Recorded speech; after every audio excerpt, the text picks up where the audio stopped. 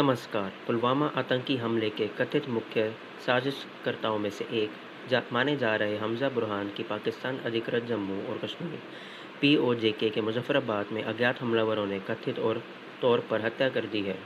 खबरों और सूत्रों के मुताबिक बुरहान को कई गोलियां लगीं और हमले के बाद उसकी मौत हो गई। केंद्र सरकार ने 2022 में यूएपीए के तहत बुरहान को आतंकवादी घोषित किया था। अब बढ़ते हैं हम अपनी अगली खबर पर। तुषार शर्मा हत्याकांड में एक नया विवाद तब खड़ा हो गया जब तुषार के भाई मेजर हर्षद शर्मा और उसकी सास गिरबाला सिंह के बीच हुई बातचीत का एक कथित ऑडियो क्लिप ऑनलाइन सामने आई, जिससे वैवाहिक घर में भावनात्मक उत्पीड़न और चरित्र हनन के नए आरोप लगे।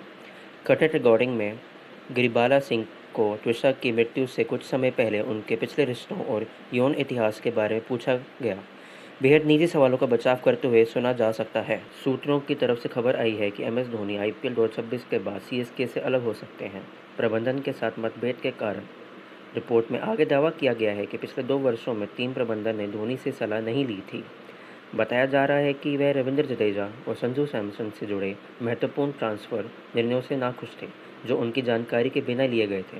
साथ ही ऐसा माना जा रहा है कि फ्रेंचाइजी ने भविष्य के लिए एक युवा टीम बनाने पर ध्यान केंद्रित किया है। अब बढ़ते हैं हम अपनी अगली खबर पर। प्रधानमंत्री नरेंद्र मोदी ने सिर्फ भारतीय टॉफ़ी के पैकेट ही नहीं, बल्कि अपनी इतालवी समकक्ष जॉर्जिया मेलोनी को 2 बेहद खूबसूरत परिधान भेज दिए। असम का मूगा रेशमी शॉल और मणिपुर का ऑफ वाइट शिरोई लिली रेशमी शॉल। असम का सुनहरा रेशम कहलाने वाला मूगा रेशम ब्रह्मपुत्र घाटी का एक दुर्लभ वस्त्र है।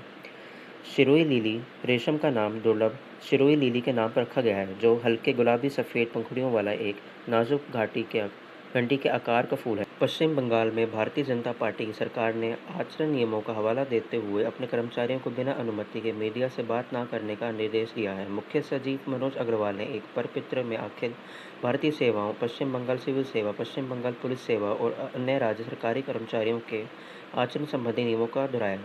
परिपत्र में यह भी कहा गया है कि सरकारी आदेश के बिना किसी भी प्रकार के दस्तावेज या सूचना का प्रेस के साथ प्रत्यक्ष या अप्रत्यक्ष संचार पूर्णतः प्रतिबंधित होगा। अब हम बढ़ते हैं अपनी अगली खबर पर। अधिकारियों ने बताया कि आज बेंगलुरु हवाई अड्डे पर उतरते समय एयर इंडिया की एक फ़्लाइट में तेल स्ट्राइक की घटना हुई। अधिकारियों ने बताया कि दिल्ली से आ रहा यह विमान सुरक्षित रूप से उतर गया और चालक दल और यात्री सामान्य रूप से विमान से उतर गए। तेल स्ट्राइक तब होता है जब विमान के पिछले हिस्से का एयरफ्रेम टेकऑफ या लैंडिंग के दौरान रनवे के संपर्क में आ जाता है। तेल स्ट्राइक के बाद सभी विमानों की संरचनात्मक समस्याओं के लिए जांच की जाती है। भारतीय मानक ब्यूरो (बीआईएस) द्वारा मई में जारी एक अधिसूचना के अनुसार सकारात्मक प्रज्वलन इंजन वाले वाहनों में उपयोग के लिए E22, E25, E27 और E30 ईंधन, निर्जल एथेनॉल और मोटर गैसोलीन के मिश्रण के लिए IS 19850/2026 के तहत नए विनिर्देश स्थापित किए गए हैं। ये क्रमशः 22, 25, 27 और 30% एथेनॉल मिश्रण वाले पेट्रोल को संदर्भित करते हैं। हालांकि कोई इसकी समय सीमा निर्दिष्ट नहीं की गई है। भारत के मुख्य न्यायाधीश सूर्यकांत की व्यवस्था पर हमला करने वालों के बारे में की गई टिप्पणियों के बाद शुरू किए गए व्यंग्यात्मक खाते के कॉकरोच जनता पार्टी के एक्स हैंडल को गुरुवार को केंद्र के निर्देश के बाद बंद कर दिया गया है। खुफिया ब्यूरो (IB) से मिली सूचनाओं में राष्ट्रीय सुरक्षा संबंधी चिंताओं को देखते हुए यह कार्रवाई की गई।